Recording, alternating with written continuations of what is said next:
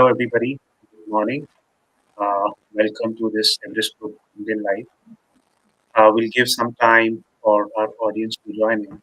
And as we wait, why don't people who are already here tell us in comments where you're joining us from?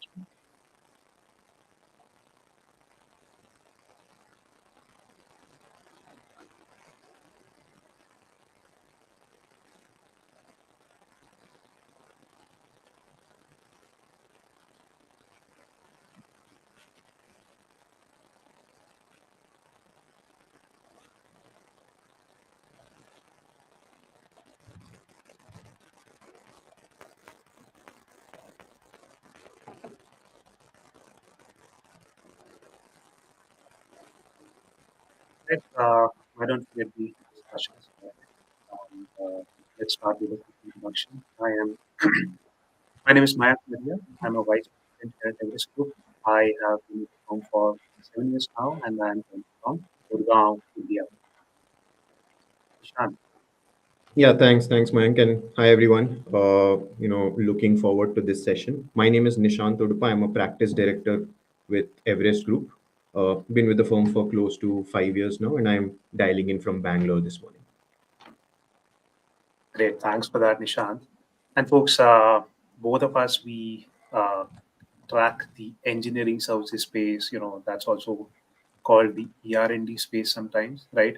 So I think really up and coming space when it comes to the global services ecosystem, right? A space that deals with commercial products, the engineering and manufacturing of commercial products, right? And all the global sourcing and outsourcing that happens around this space, right? And if you look at this space, the kind of performance this space has given over the last many years, right? It's really been a crown jewel for both the enterprises and for service providers, right? There has been a lot of emphasis on engineering as a function, engineering outsourcing, ER&D, right? Whatever term you may want to use, right? So just to put that in perspective, right, in terms of numbers, I think nearly $1.5 trillion of enterprise spend goes towards this space, right? And that has also been growing at a fairly fast pace, right? At that size, around 5 to 6% growth is what we've seen over the last many years, right? And if you look at the outsourcing front, right, though outsourcing penetration is fairly low, right, just about 5 to 6%, which translates to around $75 billion. But on the outsourcing front as well, this has been the fastest growing market, at around 8 to 9% growth that it has clocked over the last few years, where there have been challenges as well in the market, right? It's been fairly hardy, right? But now, even as this is at the top of the global services ecosystem today in terms of growth and attractiveness, right? This space has also witnessed these slowdowns, right? There have been specific markets and segments that have not performed as well, which has led to stress among both enterprises and service providers, right? Which really also brings us to the topic of discussion today, right? We are going to focus on a particular segment of this market, which has been fairly robust, right? It has really risen in significance given the way the market has played out during the economic slowdown, right? And that's really the APAC market. So, as we go in deeper into this, I'm going to invite Nishant. Nishant, I know you're carrying some analysis around comparing APAC with the rest of the world, right? Why don't you talk us through it? Yeah, sure, Mayank. And before we get into the topic itself, which is APAC and its relevance to our industry and engineering services, let's maybe start off by looking at the broader macro situation as it stands today, right? I think all of us are aware, and you alluded to this. We are going through a bit of a slowdown, and we may not be in the middle of a recession if we technically look at the definition of a recession. Even countries like Japan, US, all of them have avoided a recession because of some technicalities, right? But I think all of us can agree that we are seeing tepid growth, sluggish growth, and this has been consistent for the past few quarters, right? And in fact, if you look at the forecasts of organizations like the IMF, the situation is unlikely to improve in the near future. We are of course optimistic, but we still have to be conscious of the fact that things may not improve much, right? And there are a number of headwinds we are observing, from geopolitical conflicts in multiple places of the world to supply chain concerns, inflation, financial stress, energy crisis, and so on and so forth, right? But I think what's interesting is, a lot of these factors seem to be very disproportionately impacting the Western world, right? So North America and Europe, whereas countries in the APAC region seem to be showcasing a greater degree of resilience, and that's essentially what this chart indicates as well, right? A quick 2-minute download on this chart. This is essentially the GDP growth rates of various economies. And if you look at North America, which is the green line, and Europe, which is an average of various countries within the EU, and that's essentially the yellow line. These two major economies were somewhere in the middle of the pack in 2021, right? So around 6-7% growth rate, which is where you would expect a mature, developed economy to be. But since then, it's been all downhill. And I think the concern is that if you look at forecasts as well, they're not too great, right? North America is going down even further the next couple of years. Europe has been improving a little bit, but I think if you look at the last couple of quarters or so, things haven't been encouraging, right? By contrast, look at the APAC markets, right? India and China are really leading growth. In fact, the current week is an important one in India. It's budget time, and I think the government has come out with forecasts of around 6.5-7%, which by their own admission is a fairly conservative number, right? But it's still it's a very healthy estimate. China as well, despite the fact that they're going through a slowdown, numbers are still quite healthy, right? Now, you could maybe argue that both of these markets are emerging markets, developing markets, and will naturally tend to grow faster than the others. But I think if you look at something like a Korea or an Australia, even these two countries are growing faster than North America, US, major economies in Europe, right? Similarly, if you look at countries like Brazil or South Africa in the Western world, which are kind of developing, they are again very similar to where North America, US, and Europe would be, right? So I think net, the message is, APAC is more resilient, right? And this is really the place to be, right? So I think with that macro perspective established, what's really the implication of the, for the engineering and R&D industry? And Mayank, let me invite you in here to sort of share some of your perspectives. Sure. And let's quickly turn the page on that, right? And what I tried is I tried and bring some analysis, right, around how the activity has panned out more recently, right? I thought tracking the new GBS center setups, the Global Business Services Center setups, right? Analyzing that would be an interesting thing to do here, right? And the data is in front of all of you, right? If you look at 2023 as a year, right, we saw nearly 273 GBS setups, right, across, and this is across the world, right, not just in APAC, right? Now we very clearly see India has been the hot favorite for GBS setups, right? So it's a fairly sizable number, right? The dark blue pie that you see, right, that's all India. But there is also a very sizable activity in the rest of APAC, right, which is the pie next to the India pie, right, 15 to 20%, right? So all in all, if you look at APAC, including India, right, we've seen more than 50% of all the GBS setups happening in these geographies, right? And if we leave India out, we've also seen good activity in locations like Malaysia, Vietnam, Thailand, right? So that's a good sign actually, right? And in terms of beyond India, how the world is looking at some of these locations, right? That's really a reflection of that. Now, if you look at some of the data on the right, so just talking about the APAC center setups, right? And what are the focus areas for these setups, right? So enterprises typically tend to have like a multi-area center, right? So if we analyze that, ER&D really trumped all the other areas, right? So out of the 153 setups, more than 60% of the centers had some element of ER&D that they are going to work on, right? So that really spells out the importance that enterprises are laying out, one on APAC and two on ER&D in APAC, right? Now, of course, these centers would be doing a lot of other things, right? And potentially even ER&D would be not just for the domestic markets, right, and the global markets as well, right? But I think there is going to be a lot of focus on domestic market, not domestic market so much, but the APAC markets, right? So if there is an a center which is say set up in Vietnam or Thailand, that is going to cater multiple markets in the APAC geography, right? That's going to be the flavor here, right? Let me also share some more data points, right? So, which verticals are really leading the way in terms of these GBS and engineering center setups in APAC, right? So, we've seen good amount of activity from automotive. We've seen good amount of activity from the high tech sector. Some activity in the industrial products sector as well, right? And most of these centers, they've been set up as COEs focusing on fairly cutting edge themes like AI, ML, and what it means for the engineering world, right? There is focus on other digital technologies as well, right? There could be core domain-centric R&D that they could be focusing on, right? Or cybersecurity as a theme, right? But net, I think there is a good amount of focus on software and digital technologies, right? That's the theme that we've seen play out across most of these announcements that have happened of late, right?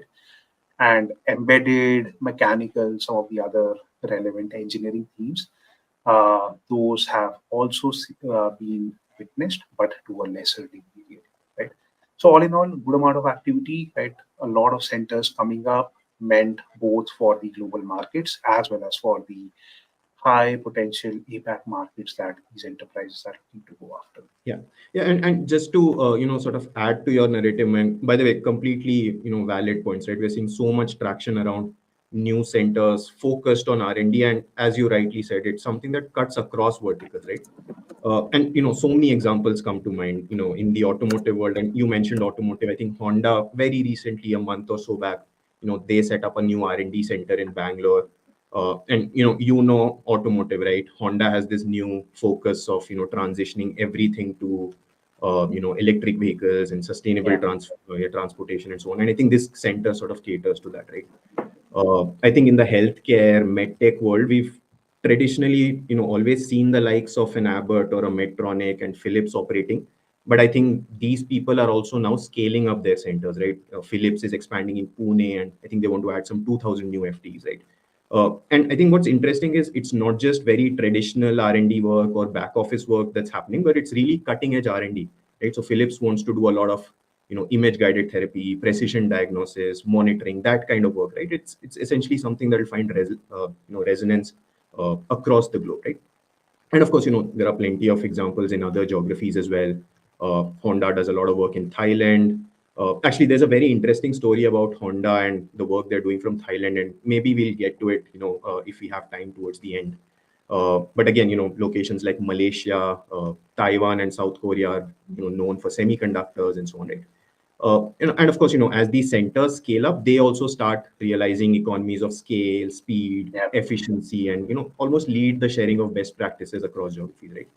And I think most important here is the fact that all these GBS centers or captive centers, whatever you want to call them, they have so much more power today, right? There is more decentralized decision making that's happening, and I think the implication here is that they are emerging as individual buy centers themselves, right? And Yeah. that's the big shift we've started to observe in our industry today. And that's an interesting one, Nishant. I think there was this GBS organization that we were working with some time back, right? Yeah.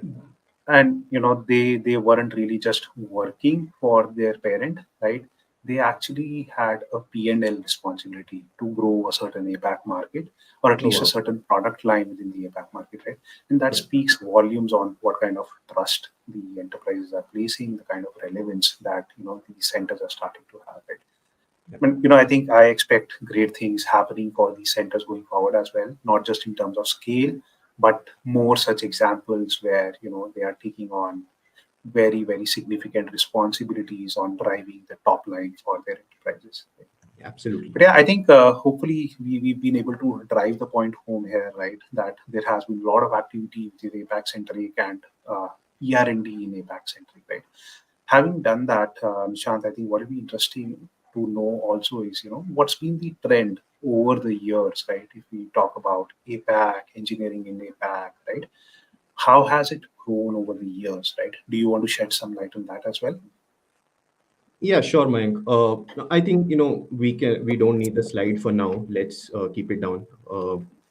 I think the good news, Mayank, is just following on from what you said. It's not just the number of centers that are increasing. It's also R&D spend, right? And I think there's a cascading effect, right? Global OEMs or enterprises come in, they do a lot more R&D locally, and then that starts birthing a local industry as well, right? So if for example, go back to what happened in the automotive industry or semiconductors, and in fact even aerospace in China, that's essentially the story, right? You had all these global OEMs coming in, they set up manufacturing in some of these locations, and then eventually they wanted to have engineering closer to manufacturing, so they set up R&D centers. That led to tech transfer, and eventually you had a whole host of these Yeah, local firms that came up and started competing, right? So that continues. Now, if you come to ER&D in APAC, and you gave some of those numbers at a global level, which is we're looking at a 1.4, 1.5 trillion dollar market, growing at 5% every year. So it's a huge market, and I think APAC is highly relevant. Right, it's already accounting for close to a third of this global market. Right, so as per our estimates, APAC R&D spending is somewhere around 450 to 500 billion dollars, right? And it's rising faster than the global average. So it's a huge market, right? Now I think let's maybe talk about segmenting this market. And off the top of my head, the simplest way I can think of is segmenting it by maybe geographies and verticals, right? I can maybe start with the geo segmentation, and maybe you can chime in on some of the verticals, right? sure. Uh, yeah. Now, on the geo front, I think what's interesting is it's a fairly concentrated market, right? You have China, Japan, and South Korea, which are, I think, they account for almost 80% of the market, right? And then you have the second tier of nations. You have India, you have Taiwan, you have Australia, and so on. And then you have, almost a very long tail, so to speak, right? All the countries in Southeast Asia, multiple smaller countries, and so on, right? So let's maybe start off with China, the elephant in the room, or maybe the dragon in the room. I think they prefer that, right? So clearly the largest market, right? Very opaque as well in some sense, but it's the largest spender across several verticals, right? If you look at automotive, they're the largest EV market. If you look at software products and ISVs, they almost have an equivalent to every major Western tech firm, right? In aerospace, they are building their own commercial airliner today, the Comac. And in high tech, whether it's semiconductors, whether it's electronics, telecom, there's this huge government funding going to players like Huawei and SMIC, and essentially to invest more in R&D, advanced technologically, because a lot of these companies are not just competing with their Western counterparts, they're also competing from a geopolitical angle, right? So I think net it's a huge market, it's a growing market, and I don't think that's going to change anytime soon, right?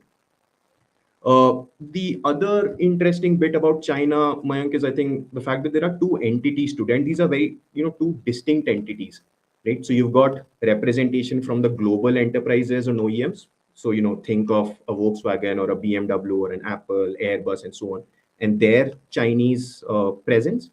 And by the way, none of these, folks want to lose out on the market because it's such a huge domestic market, right? So despite all the geopolitics and tariff wars and trade tensions and so on, none of them really want to exit the Chinese market completely, right? So they are essentially going to continue to sort of localize their offerings and continue to invest here.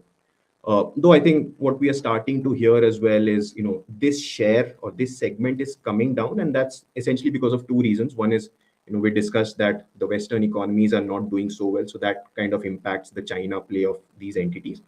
And secondly, the Chinese OEMs have started to do really well, and that's the second big segment, right?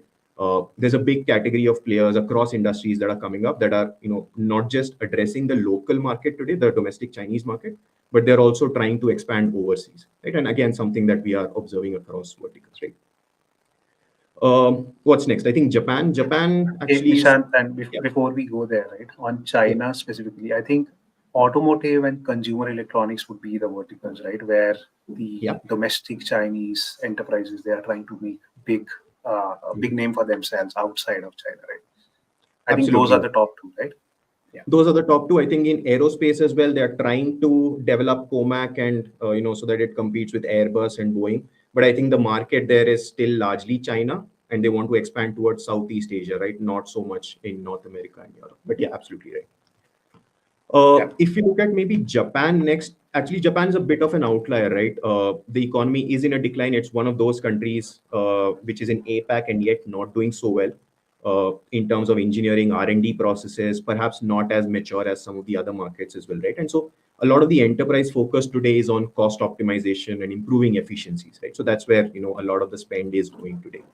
But I think, if you look at these next set of countries, Japan, Korea, Australia, all of these are very interesting, very distinct markets, right? So Japan is known for, automotive, electronics.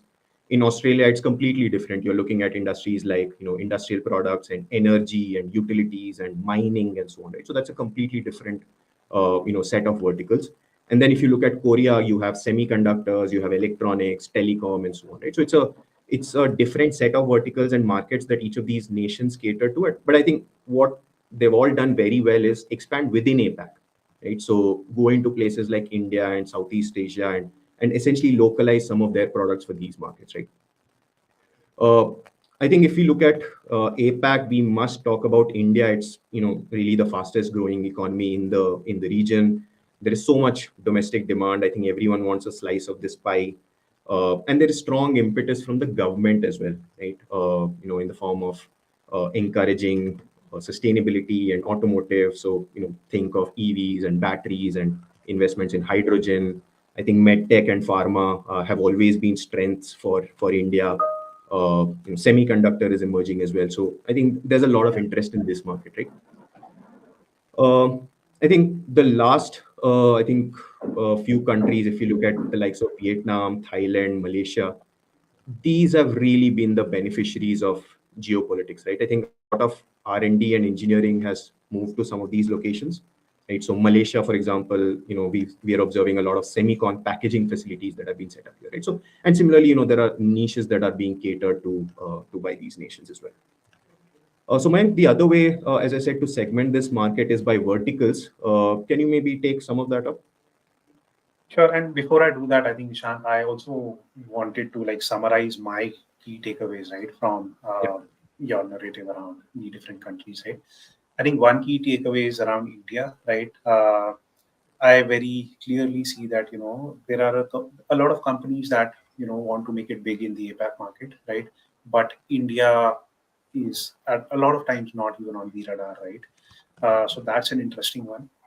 The other one is the whole China plus one play, right? And I think you alluded yeah, to that, right? Countries like Vietnam and Thailand and others benefiting from it, right? Even to an extent, India benefiting from it, right? So, and I believe that momentum is going to continue, right? Companies yeah, cannot get out of China, right? It's such a big domestic market, but they also don't want to over rely on China, right? So yeah. some of that activity and how it plays out in terms of engineering centers and actually coming out to nearby countries, that's also going to be an interesting thing to watch out Yeah. for. Yeah. Uh, I think there's as a you said, right? question, Mayank. I think there's a question, in fact, multiple questions we are receiving from some of our listeners. Let's maybe look at this comment, right? The overcapacity in China is ensuring that EU is in the stage of adding punitive taxes on EV. It's going to hurt them. That's a valid point, Jay, but I'm not sure I completely agree with it, right? So yes, EU is adding punitive taxes. In fact, they've already passed some regulations around this last month, if I remember correctly, right? But if you look at EVs and software-defined vehicles, the Chinese are almost so far ahead of the competition that despite these punitive taxes and trade barriers, they are still poised to expand in the European market. Right. So if you look at OEMs like a BYD or an Xpeng or even Great Wall, some of these names, they are well ahead of the competition. Right. In fact, you look at Volkswagen, BMW, all of them are essentially trying to partner with some of these Chinese OEMs so that they can improve their tech play. So yes, I think some of these punitive taxes will have an impact, but I think the Chinese OEMs are still ahead, right? The story might be different in the US though, right? Because there the geopolitical and geopolitics angle plays out a lot more. But in Europe, I think that's still a fair market for the Chinese OEMs to crack. Makes Okay. sense, Nishant. Yeah. And why don't we move ahead, right? Yeah. You did highlight how do we look at different verticals in the APAC market, right? And let me very quickly cover some of that, right? So I think the estimates that we carry, nearly 75% of all the spending within APAC, right? It's fairly concentrated on four verticals really, right? It's automotive, consumer electronics, commercial software, and semiconductors, right? Of course, no points in guessing. Automotive is the biggest one, right? So very quickly, let me talk about it, right? So estimates say nearly 33% of all the R&D that's happening in APAC is being driven by the automotive sector, right? Uh, many countries have a very decent automotive ecosystem, right? We have the big names coming out of Japan and Korea, right? At the same time, China, the OEMs, going beyond China the way we discussed it, right? And then also India, right? We have OEMs and we also have a fairly big tier one ecosystem in India, right? So all of these are the key countries that are driving the engineering spending in the APAC geography, right? And the global themes, right, which is around connected vehicles, electric vehicles, and now it's getting a bit jumbled, right? There are Yeah, commitments more towards hybrid than electric. All of that is playing out, but this is still a very relevant theme, which is moving beyond pure internal combustion engines towards either hybrid or electric. Like that's driving a lot of spend. We see SDVs, software-defined vehicles now, right? Which is playing out across the global geography, but also being adopted by the APAC OEMs and tier ones, right? I think the good thing about the APAC OEMs is that most of those are mass market OEMs, right? And hence the growth has been maintained over the last few years, right? And if the revenue is growing, they also have decent amount of dollars to spend on engineering, and hence the engineering spend has also kind of sustained over the last few years, right? We already talked about the Chinese OEMs like BYD, Geely, right? They really being at the leading edge when it comes to, I think, vehicle electronics and vehicle software, right? So them looking to move beyond China means there is a lot of spending happening around localization as well, right? So I think those are some big themes. I think one more thing that I'll add on automotive is the whole manufacturing engineering play, right? yeah, I think these companies are mature in terms of adopting some of the technologies on the manufacturing side as well, right? So that's also driving some of the spend.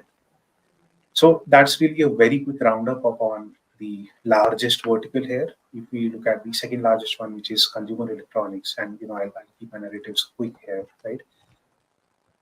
Second largest and the largest have a lot of gap, by the way, right? The second largest vertical, consumer electronics, that only accounts for about 15% of the ER&D that happens in APAC, right?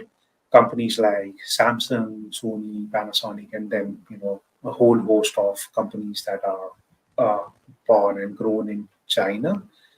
More recently, some companies that are making their names out of India, right? They are really driving the engineering spending here, right? And I think the focus is on really using newer technologies to drive differentiation in their products, right? The hardware is getting a lot commoditized, right? Of course, there are new features that come in, right? New features and functionality, but that gets commoditized very quickly, right? I think the plays around, say, using AI kind of interfaces can be offered, or yeah, personalization can be offered, right? Those kind of things are really playing out when it comes to consumer electronics, right?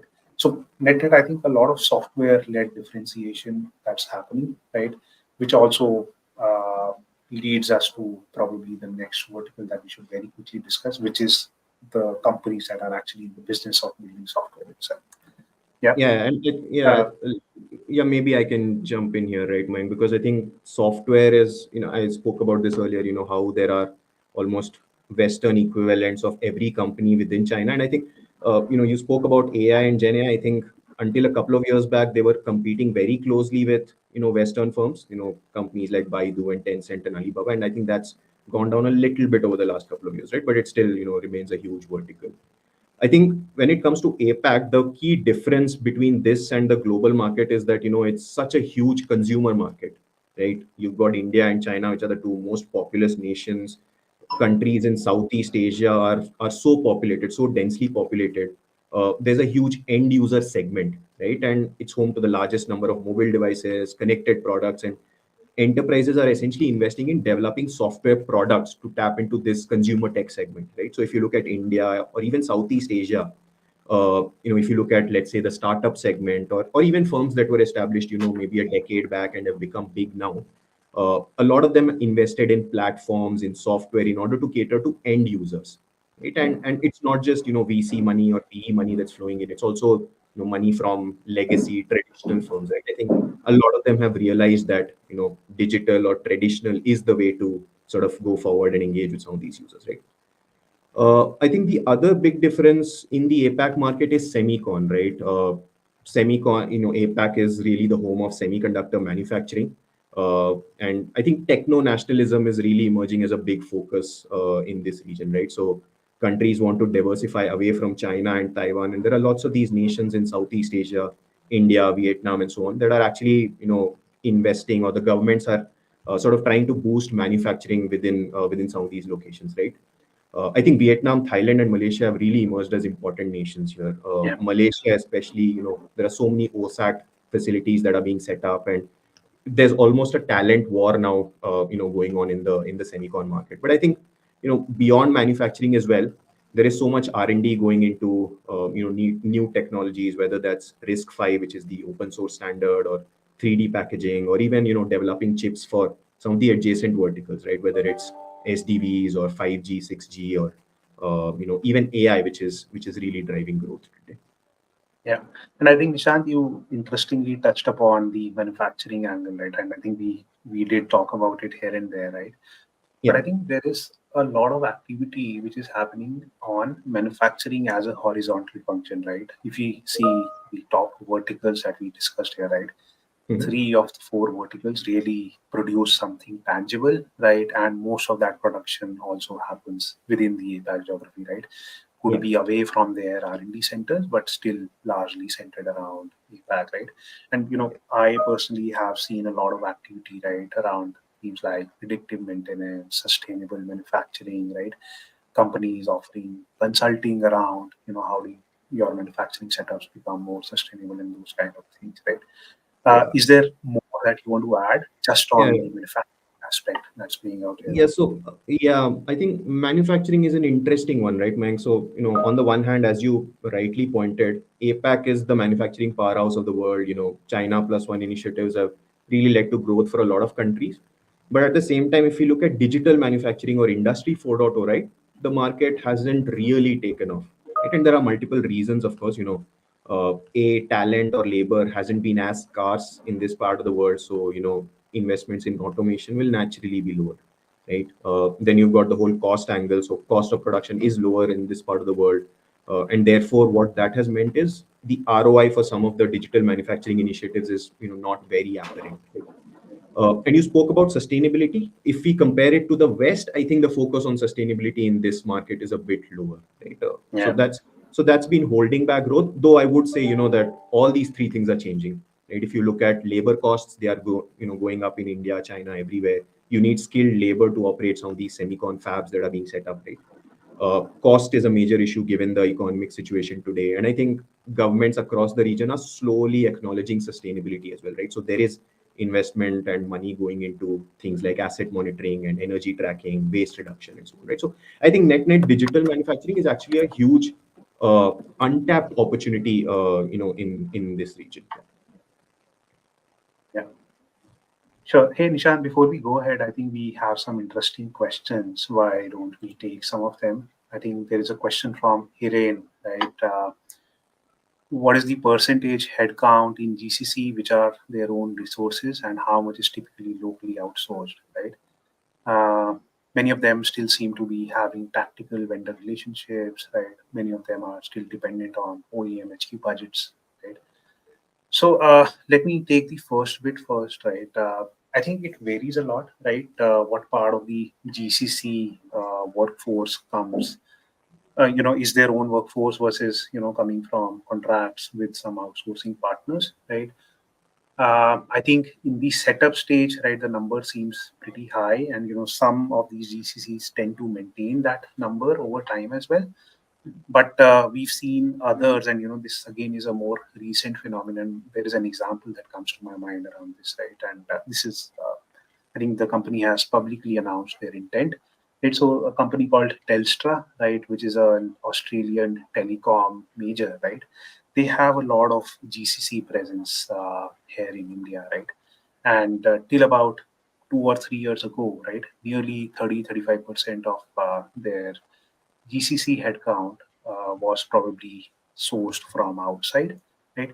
But there is a very clear and stated intent, and that also points to the fact that they want greater ownership, greater control, right? There is going to be a reduction in that contracted headcount, and the company would likely want to do more of it via their own workforce, right?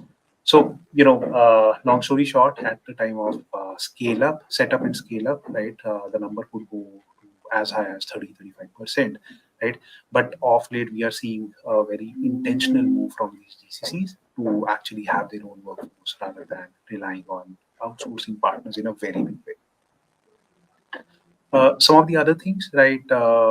Vendor relationships being tactical, right? So, see, most of the GCCs today they manage the vendor relationships in the sense that they are more in the project management role.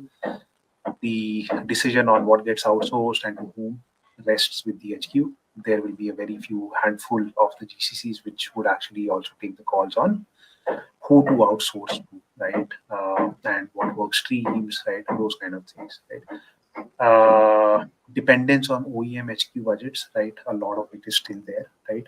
But GCCs are also getting into that, a mindset of building business cases of, what kind of innovation are they driving, what kind of savings are they driving for their HQ, and can some of that, be channelized back into their own investments and production, right? But I think those are more mature GCCs. Most of those would still fall in the territories as Hiren indicated. Yeah. I think, Mayank, there are lots of questions on the outsourcing front as well. I think this is a good sort of time to maybe just give an Yeah. overview of what's happening on the outsourcing side as well, right? Right. So yeah, we are bringing some data around it, and potentially we can have the page up for anchoring this conversation, right? So when we look at APAC, of course, given so much interest from enterprises, right? Naturally, service providers are also following the queue in that sense, right? Service providers have also seen challenges in geographies like North America, to an extent in Europe, right? So they are also looking to double down on APAC as a geography, right? So both factors playing together, APAC is also emerging as a very big outsourcing opportunity, right? So today it's roughly around $9 billion of outsourced engineering spend from the APAC market, right? This is about 15 to 16% of all that is outsourced in the engineering world globally, right? So a fairly sizable number in that sense, right? But I think the interesting thing to note is the growth, right? 8 to 9% growth, and that too in the difficult times of today is what we expect the APAC market to drive, right? Really because of the again both the factors, right? Enterprise interest is rising; they need partners to drive some of their initiatives at scale, right? So some of that will continue, right? In the near future, we expect the growth to even accelerate further to around 10 to 11%, right? Now, what geographies, what verticals, right? So I think geographies like Japan and ANZ, right? They will be at the top of driving this engineering outsourcing momentum, right? Some of the others like Singapore, maybe to an extent. I think China will continue to be a bit of a black box, right? The China Mhm. opportunity has to be addressed from within China. The Yeah. cost arbitrage is not really huge, right? So some of those challenges will continue to be there. And which verticals really? So automotive and high tech will be the big ones, right? They are the big spenders. They are the more mature outsourcers as well. They've been Yeah. outsourcing for a while, so they will be driving that outsourcing Yeah. momentum as well. Right? So I think one more point, and I did touch upon it earlier. That's on India and India-related outsourcing as well, right? So there are companies within India, right, who of course they can, cost arbitrage is not really the play there, but they are looking for companies that have experience in doing engineering of complex products, right? So even the India market would be substantial. It won't be the largest in the APAC scheme of things, but would still be something worth exploring. Yeah. Yeah, and I Yeah. think Mayank, what's so encouraging is the fact that outsourcing in APAC is contrasting so much with the rest of the world, right? A growth of 8 to 9% in a year where the market is at 5, 6, maybe 7%. That's really healthy, and it's an indication of the direction in which we are heading in, right? And I think our forecasts for the medium term also kind of reflect that, right? So for the audience who are looking at the chart, if you look at the numbers on the right, that's a 3-year forecast that we've given you across geographies. APAC is poised to grow much faster than the rest of the world, right? There is of course a low base effect at play, but even if you consider that growth of 10 to 11% over 3 years is really where you want the industry to be, right? And whereas if you look at North America and Europe, they are somewhere in the mid single digits itself, right? So I think that's kind of indicative of the R&D or R&D outsourcing growth that we are going to see in the region. But Mayank, I think while all these growth numbers are encouraging, I think what would be interesting is if you can also comment on how providers have been reacting to some of this, right? Is there an acknowledgement of this being a real market? And I think that's also ties to some of the questions we are seeing in the live chat as well. Yeah. So I think acknowledgement is there for sure, right? But has anybody cracked this market or made it big in this market already? The plain and simple answer is no. And the reason is really because most of the companies have only recently started to put like a dedicated focus on this geography, right? Anything before that was more opportunistic, right? Maybe the investment or the focus was not enough, and hence nobody has really made it big. Right? But now that companies are kind of acknowledging this as a big opportunity, we are seeing some big initiatives that are being taken. Right, one I think is placing dedicated leadership for driving the engineering services growth in the APAC market. Right, we've seen quite a few companies do it, and it's mostly seasoned leaders from within the organizations who've kind of proven their mettle elsewhere in another market, right? They are being moved to lead the APAC charter, right? And not from afar, right? They are actually mobilizing to the APAC geography as well, right? So that's there, and it's not just people at an APAC leadership level, right? We are also seeing fairly seasoned leaders who would say come in to lead, as an example, the APAC automotive charter or say the Japan charter within APAC, right? So, yeah, in that sense, two layers of leadership is being deployed, right? Which really is a testament of the kind of commitment that providers are looking to, providers are putting on this geography. The second big thing that we are seeing is really delivery expansion, right? Of course, most of the APAC markets can be served from outside, from within India, right? And most of the providers tend to have an India presence, right? Uh, as a testament again to their commitment, they are setting up local delivery presence as well, right? That won't be as scaled, but having some delivery professionals, say, onshore in Japan and in Australia, right? For a country like Japan, it's unique given the cultural sensitivities. It is really required that there is somebody in Japan to even handle the delivery, right? So some of that is happening. But in addition to onshore and India, companies are also looking to scale themselves in locations like Vietnam, could be Malaysia, and more recently even exploring location like Sri Lanka. Right now, these countries won't offer a lot of scale of ER&D talent, is my belief. Right, but that near-shoring angle, which these can offer, that's something that these providers are looking to bank on really. No, very interesting, Mayank. And I think another thing that we are observing in the market is a lot of acquisition, right? And I think there was a comment as well which was asking about M&A. So we are observing a lot of M&A as well on the provider side, right? And what that is doing is it's really shaking up the engineering services provider landscape, right?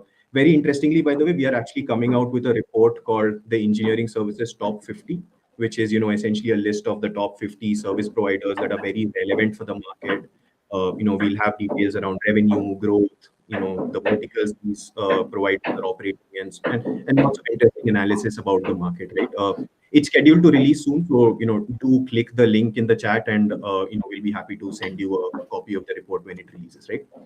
But anyways, going back to M&A, that's an interesting one, and I think it was Jay who asked that question, right? We are seeing a lot of M&A. It's essentially the quickest way to build expertise and get a foothold in one of these markets, right? And we've seen plenty of examples, right? Global firms, and I can maybe name some as well. So the likes of Accenture and Capgemini have been acquiring here.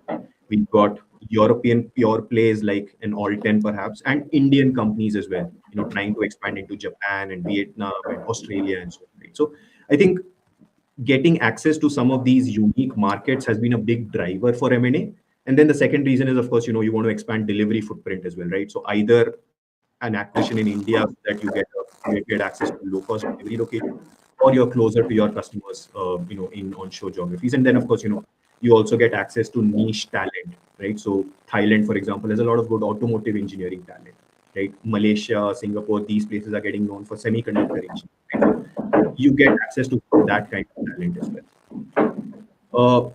The last thing maybe I can quickly highlight is partnerships, which I think providers are also struggling with this, right? So who should they be partnering with, and what do partners really give them? Is it access benefits, or is it about technology benefits, right? And different markets would again have a different flavor, right? So a Japan would be known for robotics, but Vietnam wouldn't be. Right? Similarly, locations like India and China would have great universities, right? So can you explore collaborations with some of these educational institutes, right? Not just for talent, but really for research on developing and building solutions. And I think a lot of providers can explore some of that as well. Right. So, Mayank, I think we've established the lay of the land fairly comprehensively, right? Now, if we maybe think about closing the discussion, what are your key takeaways in terms of implications for businesses? Yeah, and before I do that, folks, hopefully the lay of the land is clear, right? We are happy to have follow-up conversations, right? Feel free to reach out. But I think my key takeaways, Nishant, as you asked, right? I think for any global enterprise to be able to cater to APAC successfully, I think my one liner would be in APAC to serve APAC, right? So really serve APAC from within APAC, and that would mean a variety of things, really, right? So simple things like setting up local sales and delivery presence. So sales presence, it's a no-brainer, right? But even onshore delivery presence, right? That'll be important, right? It's similar to how companies have been following the strategy of being in China for China, right? So some of that will have to be enacted for countries like, and more, the culturally sensitive countries like Japan and potentially to an extent South Korea as well, right? Uh, how do you further do it, right? Find the right partners, especially true for companies who are just entering the APAC market, right? How can you elevate your trust quotient? How can you accelerate your market access, right? Yeah. That is through partners who are probably playing in an adjacent industry, and both of you can benefit in some way, right? By uh, going after the market together. And the third big takeaway from me is localization of products, right? The context of the APAC markets is very different, right? Different languages, right? Different product features that would be appreciated in these markets, different regulations to go after, and even the spending power of the people in these countries is very different, right? So, how do Yeah. you really focus on localizing your products for these markets? That's going to be very, very important to be able to succeed. Yeah, and I think, yeah, Mayank, and I think, all of this applies not just to some of these global OEMs that are looking to expand in APAC, but a lot of APAC-centric OEMs and enterprises as well, right? So even these OEMs and enterprises need to serve APAC from APAC, hire local talent, adapt their offerings to the local market, and so on, right?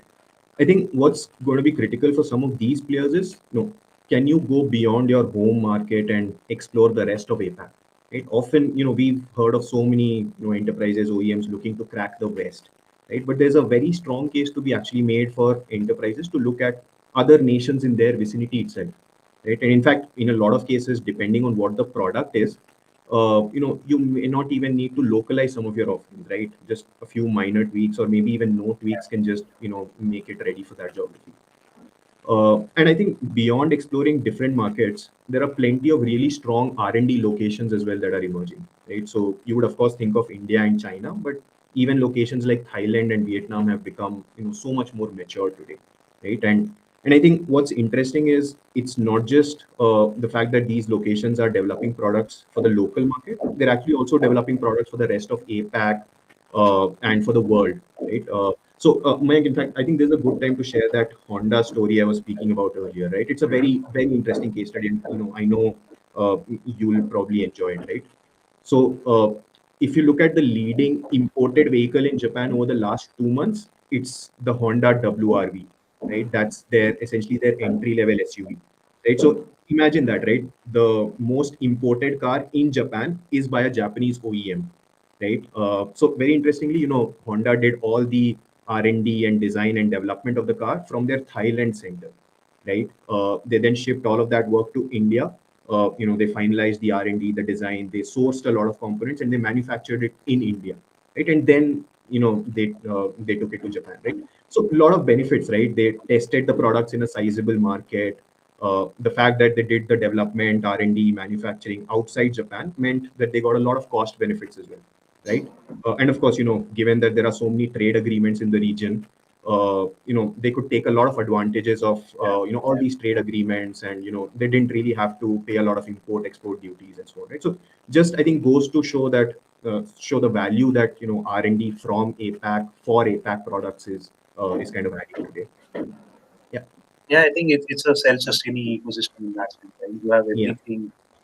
You have the R&D talent, you have the manufacturing capacity, and you have huge markets as well, right? So in that sense, I think for APAC enterprises specifically, right, tapping into the broader APAC ecosystem, right, it makes Yeah. absolute sense. Absolutely. Great. I think Nishant, I thoroughly enjoyed the discussion. Hopefully the same for you as well as the audience that we have. But before we close, do we have any more questions that you want to take up? Yeah, let's just quickly go through some of this. So I think there is one on skill set availability, right? I think we are not carrying that data today, right? But happy to address that offline. Rajeshwara, feel free to touch base with us and we'll be able to have a conversation. Yeah. Another question, right? What are some key things for service providers to consider to expand and grow in APAC? So I think we did talk about some of this in our conversation, right? So it'll take some good investment, right, and that intent to really expand into APAC, right? So from having dedicated leadership to expanding your delivery presence, which makes more sense for as a nearshore locations for the APAC market, right? To also accelerate your growth and footprint in this market via M&A, right? Some of those things I think are top of my mind thoughts on what service providers should be looking at when it comes to this market. Anything that you want to add, Nishant? Yeah, and very pertinent question. And you're right, by the way, right? Some of the things we spoke about for enterprises and OEMs, I think applies to providers as well. But I think providers need to, I think, realize that they can't sell the same thing to everyone, right? So the needs are different even within the same market, right? So what global OEMs are looking for from providers, let's say in China, is completely different to what local OEMs would want, right?